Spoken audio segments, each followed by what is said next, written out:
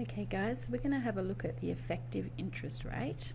The effective interest rate is the actual interest that was paid over a 12-month period. So for example, if we go back to example 1.3, we invested $100,000 and the compounding, the nominal interest rate we were provided was 4.25%. Because this compounded daily, the actual interest that we paid was 4.341%. So you can see there's an additional $4,341, which is an effective interest rate of 4.341%.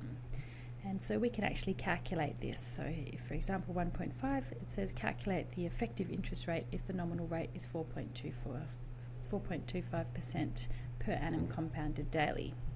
So we can go up to the function button. We've got the financial functions already selected, so we scroll down to effect, which gives us the effective interest rate. The nominal rate, the interest rate that was quoted was 4.25%.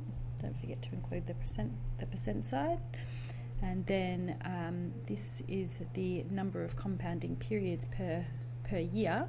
So it was compounding daily, so there was 365 compounding periods per year. So for example, if it was compounding monthly, that would be 12, but because it's compounding daily, it's 365 periods per year. So we press OK, and we get our nominal interest rate. This is actually presented as a proportion. If you want it to be an interest rate, it needs to be multiplied by 100 to get 4.341%.